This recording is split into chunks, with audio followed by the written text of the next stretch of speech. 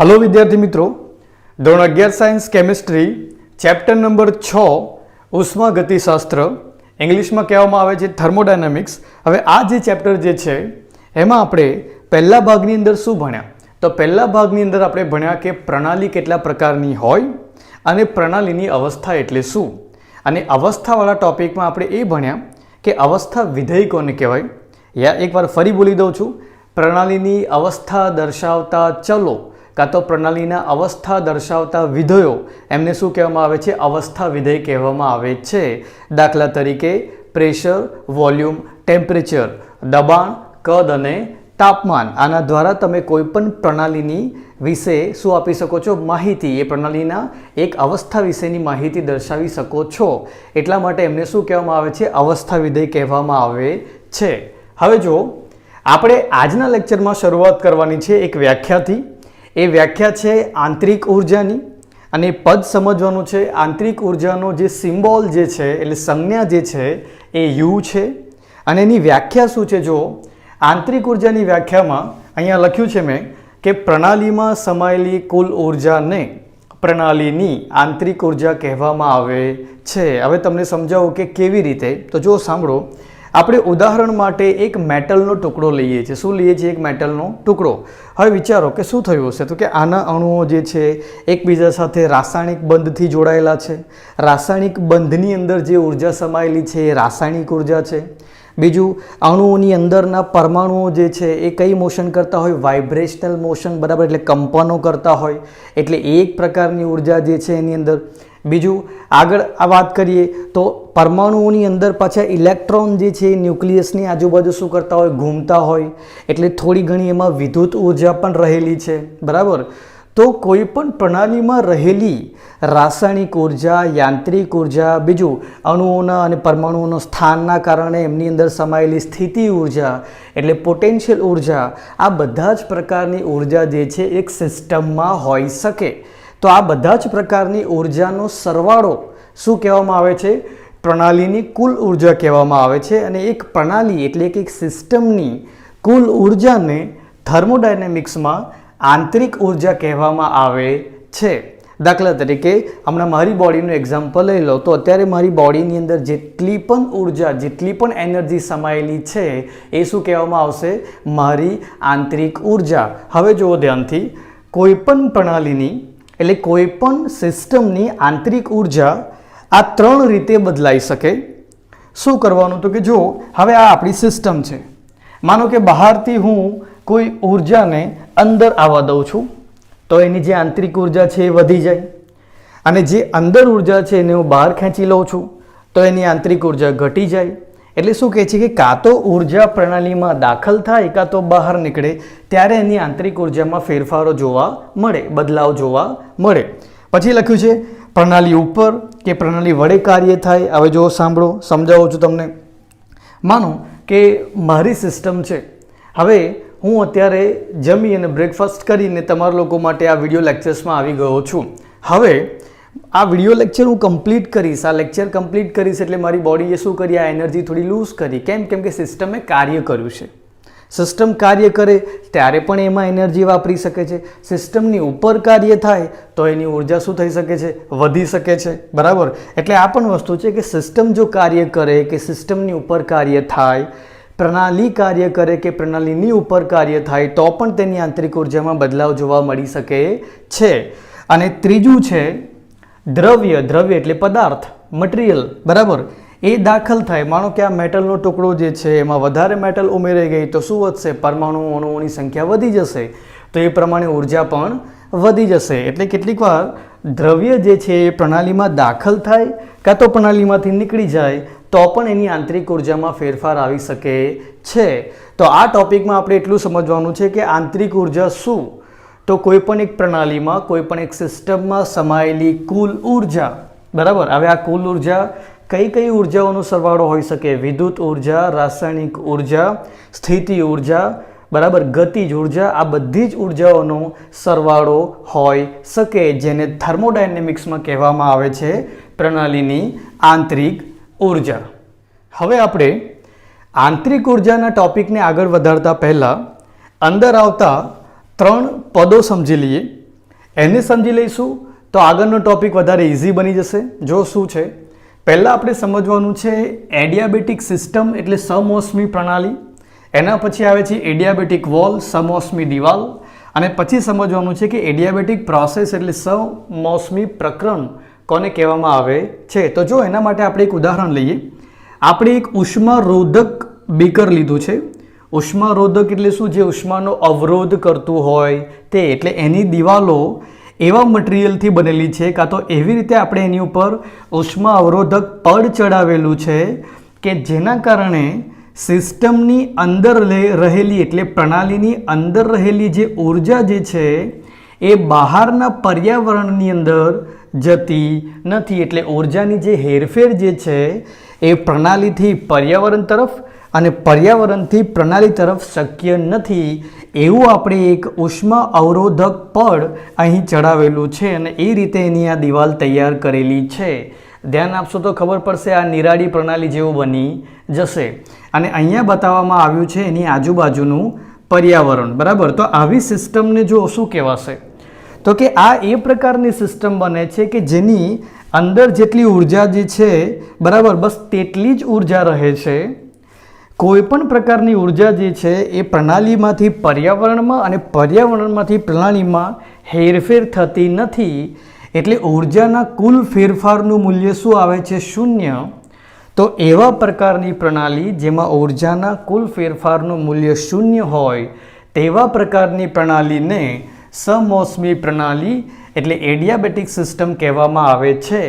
અને આ બીકરની દિવાલ, જે દિવાલ ઉષ્માની હેરફેર શક્ય થવા દેતી નથી, ઉષ્માને પ્રણાલીમાંથી પર્યાવરણમાં અને પર્યાવરણમાંથી પ્રણાલીમાં આવવા દેતી નથી, આવન જાવન કરવા દેતી નથી, હેરફેર શક્ય બનવા દેતી નથી, આવી દિવાલને કહેવામાં આવે છે સમોષ્મી દિવાલ કાં તો પછી એડિયાબેટિક વોલ.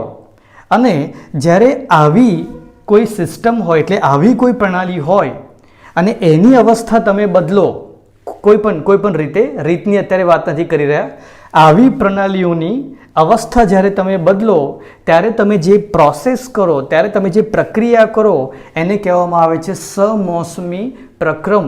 એટલે એડિયાબેટિક પ્રણાલીઓ ઉપર થતી અલગ અલગ પ્રક્રિયાઓ એને શું કહેવામાં આવે છે? Adiabatic process.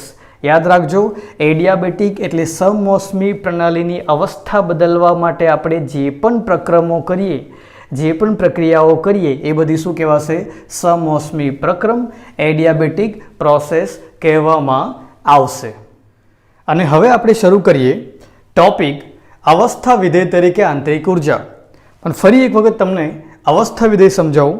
જો એ વાત તો આપણે સમજી ચૂક્યા છે કે પ્રણાલીની અવસ્થા દર્શાવતું વિધેય અવસ્થા વિધેય કહેવાય. પેલું તાપમાનનું ઉદાહરણ આપ્યું હતું મેં, દબાણનું ઉદાહરણ આપ્યું હતું તે. પણ સાથે સાથે અવસ્થા વિધેય જે છે એની એક ખાસ વાત પણ છે. શું? કે અવસ્થા વિધેય જે છે એના ફેરફારનું મૂલ્ય હંમેશા પ્રણાલીની શરૂઆતની અને અંતિમ અવસ્થા ઉપર જ આધાર રાખે છે. એ અવસ્થાઓને મેળવવા માટે આપણે કઈ પ્રક્રિયા કરી એના ઉપર આધાર રાખતું નથી. ફરી બોલું છું, અવસ્થા વિધેયના ફેરફારનું મૂલ્ય ફક્ત પ્રણાલીની શરૂઆતની અને અંતિમ અવસ્થા ઉપર જ આધાર રાખે છે. એ અવસ્થાઓ મેળવવા માટે આપણે કઈ પ્રક્રિયા કરી તેની ઉપર આધાર રાખતું નથી. એટલા માટે પણ એને અવસ્થા વિધેય કહેવામાં આવે છે. તમે કહેશો કે સર ઉદાહરણ દ્વારા સમજાવો તો વધારે ખબર પડશે. જો સમજાવો, દાખલા તરીકે એક અવસ્થા વિધેય લઈએ આપણે, તાપમાન. બરાબર, હવે મારે શું કરવું છે કે તો કે મારે આ એક મેટલનો ટુકડો છે, એનું તાપમાન જે છે એ અત્યારે 20 ડિગ્રી સેન્ટીગ્રેડ છે અને આને મારે લઈ જવો છે 30 ડિગ્રી સેન્ટીગ્રેડ તાપમાન પર. બરાબર, તો તાપમાનનો ફેરફાર મારે કેટલો કરવો છે? 10 ડિગ્રી. કેટલો કરવો છે? 10 ડિગ્રી. આ બંને તાપમાનનો ફેરફાર કેટલો રહેશે? 10 ડિગ્રી. 30 - 20 એટલે જવાબ શું આવશે? 10 ડિગ્રી આવવાનો છે. હવે સમજો, આવું કરવા માટે મારી પાસે ઘણા ઓપ્શન અવેલેબલ છે. દાખલા તરીકે આ મેટલના ટુકડાને હું એક માઇક્રોવેવ ઓવનમાં મૂકી દઉં અને માઇક્રોવેવ રેડિયેશનથી એને ગરમ કરું અને 20 થી 30 ડિગ્રી પર લઈ જાઉં. એક આ ઓપ્શન છે. બીજો ઓપ્શન શું છે મારી પાસે? એને આમ સનલાઇટમાં મૂકી દઉં, સૂર્યપ્રકાશમાં મૂકી દઉં, 1-1.5 કલાક પછી પાછો એ 20 થી 30 ડિગ્રી પર પહોંચી જશે. બરાબર. ત્રીજો ઓપ્શન મારી પાસે છે, એક બર્નર એટલે ગેસ સળગાવું ને એને ઉપર ગરમ કરું, 20 થી 30 ડિગ્રી પર લઈ જાઉં, છે કે નહીં. હું ઘણી બધી પ્રક્રિયાઓ જે છે એ યુઝ કરી શકું છું, પણ હું કોઈ પણ પાથ યુઝ કરું એટલે હું કોઈ પણ પ્રોસેસ યુઝ કરું, જે તાપમાનમાં જે ફેરફાર છે એ તો કેટલો આવવાનો છે, 10 ડિગ્રી આવવાનો છે, કેમ કે મારી શરૂઆતની અવસ્થા જે છે 20 છે, અંતિમ અવસ્થા જે છે 30 છે. કોઈ પણ પ્રક્રિયાથી હું આ મેટલના ટુકડાને ગરમ કરું પણ એના ફેરફારનું મૂલ્ય તો કેટલું આવવાનું છે, 10 ડિગ્રી જ આવવાનું છે.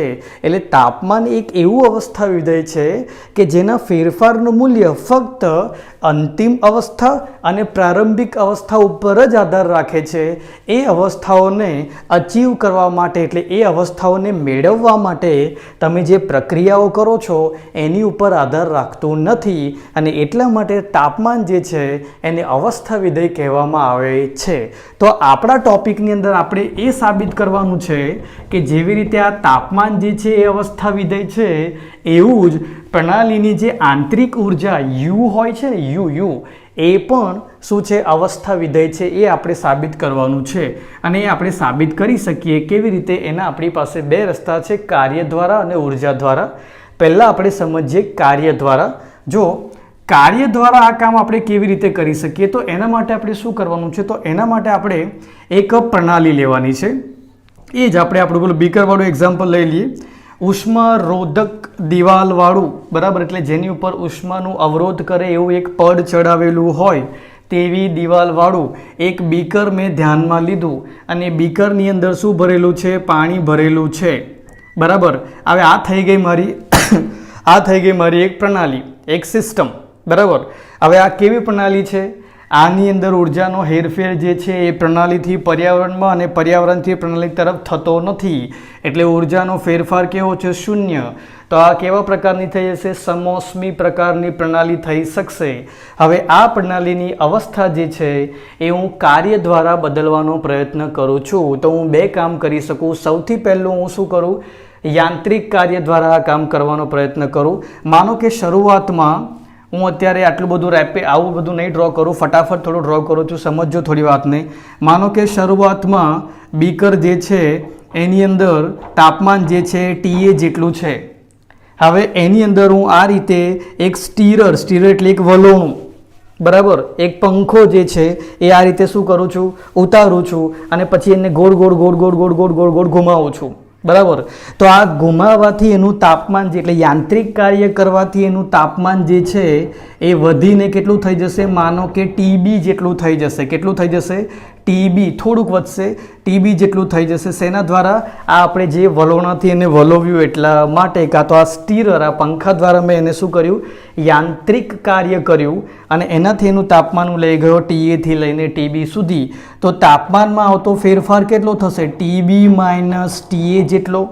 વધારેમાંથી જ ઓછું માઇનસ કરવાનું, અંતિમમાંથી પ્રારંભિક માઇનસ કર્યું, એટલે આ તાપમાનમાં થતો ફેરફાર મળ્યો.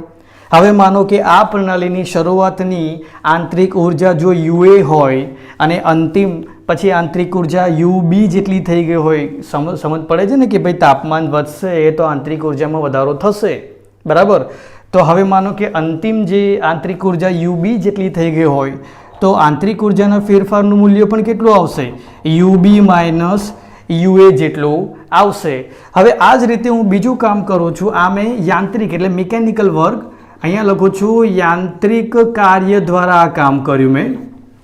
હવે આ જ વસ્તુ હું અહીંયા આગળ વિદ્યુત કાર્ય દ્વારા કરું છું. કેવી રીતે થાય, તો કે આ જ બીકરની અંદર જ્યાં શરૂઆતમાં તાપમાન TA છે, બરાબર, અને આ જ રીતે એ જ પ્રમાણે પાણી ભરેલું છે, તો એની અંદર જે છે હું ઇલેક્ટ્રિકલ સપ્લાય સાથે જોડેલો એક સળિયો ડુબાડી દઉં છું, અને માનો કે અહીંયા આગળ મેં પંખો ફેરવીને 1 કિલો જૂલ જેટલું કાર્ય આપ્યું હતું, તો અહીંયા પણ 1 કિલો જૂલ જેટલું જ કાર્ય આપું છું, પણ કયું કાર્ય આપું છું, વિદ્યુત કાર્ય આપું છું, બરાબર. શેના દ્વારા, આવી રીતે કરંટ સપ્લાય કરીને વિદ્યુત કાર્ય કરું છું 1 કિલો જૂલ જેટલું. તો ત્યારે પણ એના તાપમાનમાં જે વધારો થશે એ કેટલો થવાનો, TB જેટલો જ થશે, આના બરાબર જ થવાનો છે. અને શરૂઆતની જો આંતરિક ઉર્જા UA હોય તો અંતિમ યાંત્રિક ઉર્જા પણ તે વખતે UB જ થવાની છે. અને આંતરિક ઉર્જાનો જે ફેરફાર જે છે આંતરિક ઉર્જાનો ફેરફાર એ યુબી માઇનસ યુએ જ આવવાનો છે. શું આવવાનો છે? યુબી માઇનસ યુએ જ આવવાનો છે. તો એનો મતલબ શું થયો? જો આનો મતલબ કાઢો. આનો મતલબ એ થયો કે મેં 1 કિલો જૂલ જેટલું યાંત્રિક કાર્ય કરું, એટલે આ રીતે મિકેનિકલ વર્કથી કામ કરું, કે પછી હું વિદ્યુત કાર્ય કરું, બરાબર, આંતરિક ઉર્જાના જે ફેરફારનું મૂલ્ય જે છે એ તો કેવું આવે છે? એક સરખું જ આવે છે. તો એનો મતલબ એ થયો કે આંતરિક ઉર્જાના ફેરફારનું મૂલ્ય પણ પ્રણાલીની શરૂઆતની અને અંતિમ અવસ્થાઓ પર જ આધાર રાખે છે. એ અવસ્થાઓ મેળવવા માટે આપણે કઈ પ્રોસેસ યુઝ કરી, કયા પ્રક્રિયાથી ગયા, એના ઉપર આધાર રાખતું નથી. એટલે આપણે એવું કહી શકીએ કે પ્રણાલીની જે આંતરિક ઉર્જા જે છે તે પણ અવસ્થા વિધેય છે. શું કહી શકીએ? પ્રણાલીની આંતરિક ઉર્જા જે છે તે પણ અવસ્થા વિધેય છે. હવે થોડુંક વિચારો અહીંયા આગળ શું થયું છે, બરાબર. તમે વિચારો કે તમે આ જે કાર્ય કર્યું, આ જે તમે યાંત્રિક કાર્ય કર્યું એ ક્યાં ગયું હશે, બરાબર. તો જો થોડુંક લોજિક દોડાવો. આપણે વિચારીએ કે આ આપણે એડિયાબેટિક સિસ્ટમ લીધી છે, એવી કે જેમાં ઉર્જાનો ફેરફાર તો થવાનો નથી, બરાબર. ઉર્જાનો ફેરફાર તો થવાનો નથી, એટલે ઉર્જા જે છે એ પ્રણાલીમાંથી બહાર પર્યાવરણ તરફ કાં તો પર્યાવરણથી પ્રણાલી તરફ તો આવવાની નથી. તો આ બધું જે આપણે કાર્ય કર્યું એ ક્યાં ગયું, બરાબર. તો આપણે જેટલું પણ કાર્ય કર્યું એને કહેવામાં આવશે ડબલ્યુ એડિયાબેટિક. આ જે કાર્ય જે છે એ શેમાં યુઝ થયું? આંતરિક ઉર્જાનો ફેરફાર કરવા માટે યુઝ થયું. જો વિચારો શું થયું? પહેલાં યુએ હતી, પછી યુબી થઈ ગયું. તો આપણે જેટલું પણ કામ કર્યું ને એ કામ જે છે એ ક્યાં યુઝ થઈ ગયું? આંતરિક ઉર્જાના ફેરફાર કરવા માટે યુઝ થઈ ગયું. એટલે આપણે એવું કહી શકીએ ડબલ્યુ એડિયાબેટિક બરાબર ડેલ્ટા યુ. આ જે વર્ક આપણે કરીએ છીએ એ આંતરિક ઉર્જાનો શું કરતું હોય છે? ફેરફાર કરતું હોય છે. એટલે યાદ રાખજો કે એડિયાબેટિક પ્રોસેસમાં કાં તો પછી આપણે એવું કહી શકીએ સમોષ્મી પ્રક્રમની અંદર જે કાર્ય થાય છે એ આંતરિક ઉર્જાના ફેરફાર બરાબર હોય છે. હવે આપણે પ્રણાલીની આંતરિક ઉર્જામાં ફેરફાર ઉષ્મા દ્વારા કરીએ, બરાબર. એટલે હીટ જે છે એના દ્વારા કરી જોઈએ. જો કેવી રીતે? આમાં તમે એડિયાબેટિક પ્રોસેસ ના લઈ શકો, બરાબર. એટલે આની અંદર પેલું સમોષ્મીવાળું ના લઈ શકો. એ કમ્પ્લીટ થઈ ગયું છે. હવે આપણે શું કરવાનું છે? તો કે હવે આપણે એક બીકર લેવાનું છે, બરાબર. અને હવે આ બીકરની જે દિવાલો જે છે એ ઉષ્માનું વહન કરી શકે તેવી દિવાલો હોવી જોઈએ, જેના દ્વારા બહારથી જે ઉષ્મા જે છે એ પ્રણાલીની અંદર આવી પણ શકે અને અંદરની જે ઉષ્મા જે છે એ પ્રણાલીથી બહાર જઈ પણ શકે. આ પ્રકારની જે દિવાલો જે છે એમને ઉષ્માનું વહન કરતી દિવાલો એટલે કે ડાયાથર્મિક વોલ કહેવામાં આવે છે. આ શબ્દ બુકમાં નથી લખ્યો, પણ યાદ રાખજો જે દિવાલો જે છે એ ઉષ્માનું વહન કરી શકે એમને ડાયાથર્મિક વોલ કહેવાય. જો તમે ઇંગ્લિશની બુક વાંચશો તો એમાં કન્ડક્ટિંગ વોલ્સ આવો શબ્દ લખેલો છે, એ પણ એક યોગ્ય શબ્દ છે. પણ હમણાં આપણે આની પર ફોકસ કરીએ. માનો કે શરૂઆતમાં આપણે એક બીકરમાં આ રીતે પાણી ભરેલું છે અને એ બીકર જે છે એનું તાપમાન કેટલું છે? TA છે. કેટલું છે? TA. અને એની શરૂઆતની ઇન્ટરનલ એનર્જી એટલે આંતરિક ઉર્જા જે છે તે UA જેટલી છે. હવે બુકમાં જાણી જોઈને એવા શબ્દો અને એવું ડિફિકલ્ટ એક્ઝામ્પલ આપે છે કે તમે લોકો સમજવા માટે બહુ વધારે વિચારી દેવું પડે. હવે સિમ્પલ છે કે મારે આને ઉષ્મા આપીને આની આંતરિક ઉર્જામાં ફેરફાર કરવો છે તો હું શું કરી શકું? એને સીધું ગરમ કરું, બરાબર. નીચે એક બર્નર મૂકીને ગરમ કરી દઉં, TA તાપમાનથી TB તાપમાન પર લઈ જાઉં. પણ આ લોકોએ આવું ના કર્યું. આ લોકોએ શું કીધું કે હવે આપણે એક કામ કરીએ, એક મોટું હીટ સંગ્રાહક લઈએ. મોટું બીજું પાછું, એટલે હું તમને એ સમજાવવા માટે શું કરું છું, એક એવું બીજું મોટું તપેલું લઈ લઉં છું જેમાં ગરમ પાણી ભરેલું છે, બરાબર. એટલે આ શું બની ગયું મારા માટે? એક મોટું હીટ સંગ્રાહક જેમાં ઘણી બધી હીટ સંગ્રહ થયેલી છે તે બની ગયું. હવે એનું તાપમાન જે છે એ TB છે. પછી આ વાળું બીકરને ઉઠાવીને એની અંદર મૂકી દઉં છું. આ TA તાપમાનવાળા બીકરને ઉઠાવીને આની અંદર શું કરી દઉં છું? આમ મૂકી દઉં છું. તો આપણે બધા જાણીએ છીએ કે ઊંચા તાપમાન તરફથી આ અંદરના નીચા તાપમાન તરફ ઉર્જા શું થશે? ફ્લો થશે. ફ્લો થશે એટલે ઉર્જાનું વહન થશે, બરાબર. એટલે ધીરે ધીરે ઉર્જા જે છે એ આ TB વાળા સંગ્રાહકમાંથી શેમાં આવશે? સિસ્ટમની અંદર એટલે પ્રણાલીની અંદર આવશે. અને પછી પ્રણાલી જે છે એનું નવું તાપમાન જે છે શું બની જશે? TB જેટલું. એટલે પછી પ્રણાલીની બીજી એક અવસ્થા થઈ જશે. કઈ થઈ જશે? હવે આ બીજી અવસ્થા કરી જેમાં તાપમાન છે TB અને આંતરિક ઉર્જા શું છે? યુબી છે. હવે આમાં પણ એવું જો તાપમાનમાં થતો ફેરફાર જે છે એ ટીબી માઇનસ ટીએ અને આંતરિક ઉર્જામાં થતો ફેરફાર જે છે એ UB minus UA A delta you એટલે આંતરિક ઉર્જામાં થતો ફેરફાર થાય. હવે આમાં વિચારો તમે કે આ આંતરિક ઉર્જાનો ફેરફાર શેના દ્વારા થયો? બરાબર, તો કે આપણે શું કર્યું છે? પ્રણાલીની અંદર ઉષ્મા આપી છે. એટલે આપણે એવું કહી શકીએ કે આ જે આપણે ઉદાહરણ લીધું તેમાં થતો આંતરિક ઉર્જાનો ફેરફાર એ ઉષ્માના ફેરફાર બરાબર થાય છે.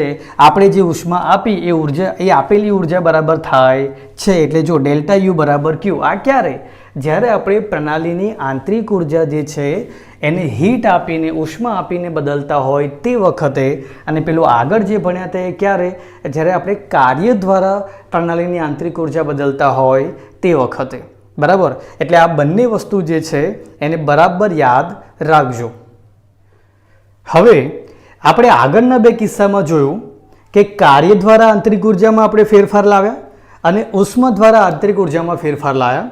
હવે આપણે એવું કરીએ કે એક પ્રણાલી જે છે એની આંતરિક ઉર્જામાં કાર્ય અને ઉષ્મા બંને દ્વારા ફેરફાર લાવીએ. એટલે કાર્ય પણ કરીએ અને ઉષ્માની હેરફેર પણ કરીએ અને બંને દ્વારા એક પ્રણાલીની આંતરિક ઉર્જાને બદલીએ. તો એવા કેસમાં જે સૂત્ર હતું એટલે આંતરિક ઉર્જાનો ફેરફાર જે છે એ આ પ્રમાણે બની જશે. એ કાર્ય અને ઉષ્મા બંનેના ફેરફાર દ્વારા બંનેના ફેરફારનું કુલ જે છે એ તમને મળશે. એટલે આંતરિક ઉર્જામાં થતો કુલ ફેરફાર જે છે એ ઉષ્મા અને કાર્ય બંને દ્વારા તમને મળશે. હવે સાંભળો, આ જે સમીકરણ મળ્યું આ સમીકરણને કહેવામાં આવે છે ઉષ્મા ગતિશાસ્ત્રનો પ્રથમ નિયમ. આ એનું ગાણિતિક સ્વરૂપ છે. અને આ સમીકરણને જો તમારે બોલવું હોય શબ્દોમાં તો કેવી રીતે બોલાય કે નિરાળી પ્રણાલીની જે ઉર્જા હોય છે આંતરિક ઉર્જા જે હોય છે તે હંમેશા કેવી હોય છે? અચળ હોય છે. એટલે આઇસોલેટેડ સિસ્ટમની આંતરિક ઉર્જા હંમેશા કેવી હોય છે? અચળ હોય છે, બદલાતી નથી. એ તો આપણે આમ પણ સમજી શકીએ છીએ. જો આ જો કેવી રીતે સમજાવું છું તમને લોકોને. જો હવે આ એક હું નિરાળી પ્રણાલી લઈ લઉં છું જેની આજુબાજુ શું કરેલું છે મેં? ઇન્સ્યુલેશન એટલે ઉષ્મા અવરોધક પડ લગાવેલું છે. હવે તમે વિચારો કે માનો કે અત્યારે આની ઉર્જા કેટલી છે? ક્યુ જેટલી છે. હવે અને એની જે આંતરિક ઉર્જા જે છે એ કેટલી છે? યુ જેટલી છે. બરાબર, તો હવે તમે વિચારો, થોડી બુદ્ધિ લગાવો આની અંદર કે જો હું આની અંદર કોઈ ઉષ્મા ના આપું એટલે કોઈ ક્યુમાં કોઈ ફેરફાર ના કરું અને વર્કમાં પણ કોઈ ફેરફાર ના કરું, કોઈ પણ પ્રકારનું કાર્ય પણ ના કરું, એટલે ક્યુ બરાબર 0, ડબલ્યુ બરાબર 0, તો એની આંતરિક ઉર્જામાં થતો ફેરફાર પણ શું આવશે? 0 જ આવશે. એનો મતલબ એ થયો કે એની આંતરિક ઉર્જા જે પહેલાં હતી એટલી જ રહેશે. એનો મતલબ અચળ રહેશે. એટલે ઉષ્મા ગતિશાસ્ત્રના પ્રથમ નિયમને આપણે શબ્દોમાં આ રીતે લખી શકીએ કે નિરાળી પ્રણાલીની આંતરિક ઉર્જા હંમેશા અચળ રહે છે. બીજા શબ્દોમાં એને બોલવું હોય તો ઉર્જા સંરક્ષણનો નિયમ જે છે જે આપણે જાણીએ છીએ 9મા અને 10મા ધોરણથી કે ઉર્જાનો કદી નાશ થતો નથી, નવી ઉર્જા પેદા કરી શકાતી નથી, ફક્ત ઉર્જાનું એક સ્વરૂપમાંથી બીજા સ્વરૂપમાં રૂપાંતર કરી શકાય છે. આ વાક્ય પણ તમે લખી શકો ઉષ્મા ગતિશાસ્ત્રના પ્રથમ નિયમના વિધાન તરીકે. અને આ જે બન્યું એ એનું ગાણિતીય સ્વરૂપ છે. હવે જ્યારે તમે થર્મોડાયનેમિકના ફર્સ્ટ લો એટલે ઉષ્મા ગતિશાસ્ત્રના પ્રથમ નિયમ ઉપરથી દાખલા ગણતા હશો તે વખતે તમારે કાર્ય અને ઉષ્માના કેટલાક સંજ્ઞાઓ એટલે ક્યારે એને ધન લેવું ક્યારે એને ઋણ લેવું એ વિશેના કેટલાક મુદ્દાઓ જે છે એ યાદ રાખવા પડશે. બરાબર, જે પ્રમાણે દાખલામાં લખેલું હોય એ પ્રમાણે કાર્ય અને ઉષ્માનું જે મૂલ્ય જે છે એ ધન કાં તો ઋણ લેવામાં આવે. હવે જો તમે દાખલામાં એવું લખેલું જુઓ કે પ્રણાલી જે છે એની ઉપર કામ થાય છે એટલે પ્રણાલી ઉપર કાર્ય થાય છે તો તે વખતે ડબલ્યુની જે વેલ્યુ જે છે શું લેવાની? પોઝિટિવ લેવાની. પછી તમે એવું જુઓ દાખલામાં કે પ્રણાલી કામ કરે છે એટલે પ્રણાલી દ્વારા કાર્ય થાય છે તો તે વખતે તમારે ડબલ્યુનું મૂલ્ય શું લેવાનું? માઇનસ લેવાનું, નેગેટિવ લેવાનું. બુકમાં લખીને આપેલું છે આ વસ્તુ. બરાબર. બીજું, પર્યાવરણથી પ્રણાલી તરફ ઉષ્માની હેરફેર એટલે બહારથી જે ઉષ્મા જે છે એ ક્યાં આવતી હોય? પ્રણાલીમાં આવતી હોય. પર્યાવરણથી પ્રણાલી તરફ આવતી હોય, ઉમેરાતી હોય તો પોઝિટિવ. અને પછી પ્રણાલીથી પર્યાવરણ સિસ્ટમમાંથી બહાર નીકળી જતી હોય તો નેગેટિવ. અને એ પ્રમાણે મૂલ્યો જે છે આપણે આ સમીકરણમાં મૂકી અને પછી ઉષ્માગતિશાસ્ત્રના પ્રથમ નિયમ આધારિત દાખલાઓ જે છે તે ગણવાના હોય છે.